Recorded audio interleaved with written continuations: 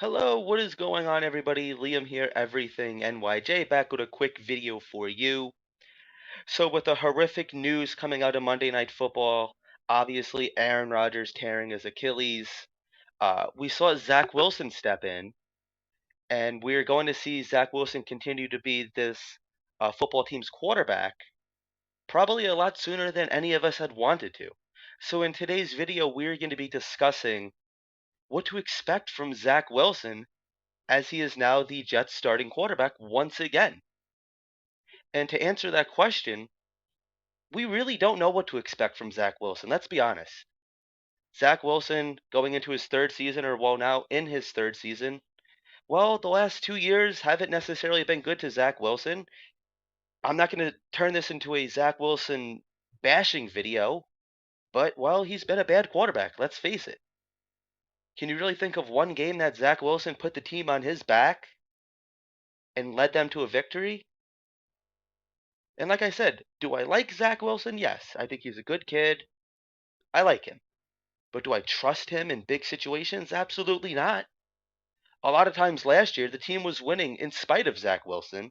And you could argue that that was, yeah, maybe the case this past Monday night as well. Zach Wilson was 140 yards, one touchdown, one interception. Not terrible, but not great either. And it did look like at times, especially in the first half, the offense really struggled to move the ball. And obviously, that's not all on Zach Wilson. That's on Hackett. That's on the coaching staff, some other players, because the game plan does a complete 180 once Aaron Rodgers goes out of that game. Understandable. Aaron Rodgers and Zach Wilson are not even close to being the same quarterback. Yeah, they know the same system because they're obviously on the same team, but the game plan for Aaron Rodgers is nothing close to the game plan for Zach Wilson. And I guarantee once Rodgers went out and they knew he wasn't coming back, Robert Saleh probably told Hackett, hey, listen, you know, maybe not dumb it down, but let's simplify this and let's hide this kid as best as we can. Brees Hall looked phenomenal. Dalvin Cook looked a little rusty. I think he's going to start to come into his own as the weeks go on. But yeah, he had that one nice touchdown pass to Garrett Wilson, but Garrett Wilson had to work for that. That was not a really nicely thrown ball. Garrett Wilson had to work his magic and earn that touchdown. Same for Allen Lazard. Allen Lazard had a nice catch too, but he had to work for that one too. Zach Wilson wasn't necessarily hitting them in the numbers. And I get that. Not every ball is going to be perfectly thrown, but it seems like more times than not, they're not perfectly thrown when Zach Wilson is the one delivering the football. Another thing that really drove me nuts about Zach Wilson is I can't remember exactly when in the game it was, but Zach Wilson was scrambling and he ran back like 30 yards. He almost put the special teams unit out of field goal range. Greg Zerline really had to work for that field goal too. And I'm like, Zach, what are you doing? Just go down. That's something that we used to see from Tom Brady all the time. If his pocket collapsed, he would just fall down. He wouldn't even take the hit. You could argue that's what Aaron Rodgers should have done. Hindsight's obviously always 2020. But now moving forward with Zach Wilson, what can we expect? This kid, he's going to need a lot of help. The coaching staff is going to have to do better. They're going to have to really utilize his skill set. Zach Wilson is a mobile quarterback. He's very athletic. He's a very good athlete.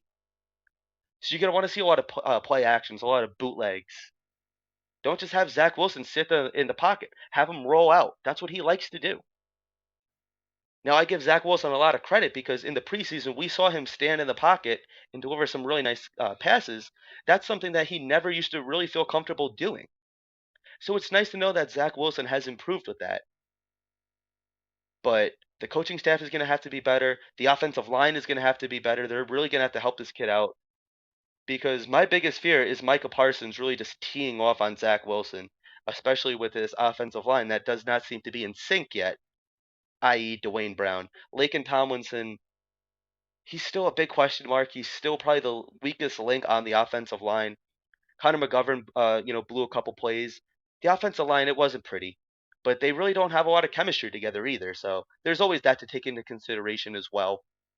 But I really think that Zach Wilson is going to have to channel his inner Mark Sanchez. He's going to have to be the ultimate game manager here. I mean, it kind of says something. And like I said, this is not all on Zach Wilson, but when you have three interceptions by Jordan Whitehead and you only walk away with one touchdown, that score against the Buffalo Bills should have been a lot higher than it was. And I didn't have a lot of faith that Zach Wilson, like I said, can really march down the field and score a touchdown, or even handing the ball off to Brees or Dalvin to really punch it in, unless it was going to be like a 50-yard run. Brees Hall, he had that really nice run. I think it was like 83 yards where he kind of ran out of gas. I mean, I understand. It's his first game back in months, coming off of a torn ACL. So, yeah, he's going to be a little rusty. But last year's Brees Hall, he definitely would have punched that into the end zone. But yeah, I think it was a little concerning. And I think it's fair to say that, yeah, it was a little concerning that you get 3 turnovers and you only walk away with 1 touchdown. Not even always field goals. But when they're giving you the ball, you got to capitalize on that. And like I said, not to reiterate, but Zach Wilson, that was not all on him. I think a lot of that was the play calling too. But you got to find a way if you're Nate Hackett, and I trust Nate Hackett to do this. You got to find a way just to utilize this kid's skill set. Like I said, I like Zach Wilson. I'm pulling for him. But since March, since April, May, all of this fan base has been saying that you need to bring in a veteran backup quarterback. We've been saying this. And no, the answer is not Tim Boyle. Tim Boyle's on the practice squad. The emergency quarterback is Randall Cobb. There's a lot of rumors out there that Kirk Cousins might be a name to keep an eye on, that he might be coming in here. Obviously, he is on the last year of his contract. The Minnesota Vikings don't really seem to be red hot. They're 0-2 right now. Yesterday against the Philadelphia Eagles, they didn't really put up a stellar performance. A lot of that was not on Kirk Cousins.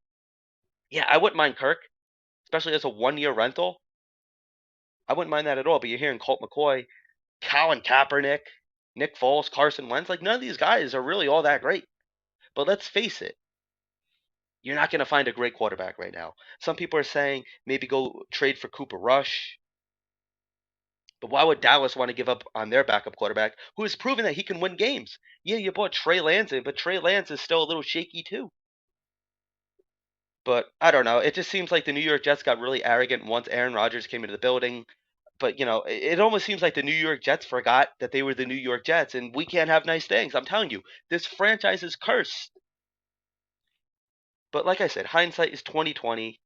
Yes, they should have brought in a real veteran backup quarterback, but they didn't. They're rolling with the kid. Zach Wilson going into year 3.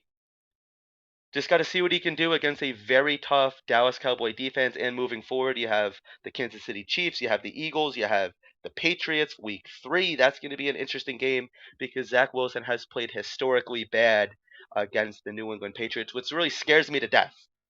The thing is, like I said, I like Zach Wilson. I'm going to be rooting for him. I want to see Zach Wilson succeed. Best case scenario, Zach Wilson balls the hell out, and they don't necessarily need a veteran backup quarterback. It'd be nice, and I really still think that they should. But I don't see that happening if Zach Wilson is healthy, Tim Boyle's here, and then a veteran backup as well. And it seems like the New York Jets, Robert Saleh even said that he's not in a rush to bring in a veteran backup quarterback, saying that, yeah, it's going to take a couple of weeks for them to get acclimated to this offense, to learn the playbook, to learn all the verbiage, the schemes, the plays. There's a lot that goes in. This isn't Madden where you just plug and play any quarterback. You can't plug and play any single quarterback. These things take time. You need chemistry. You need to develop. That's what training camp's for. You had Teddy Bridgewater out there. You had Gardner Minshew. It's kind of an indictment on Joe Douglas that he did not handle the situation better. But at the end of the day, it is what it is.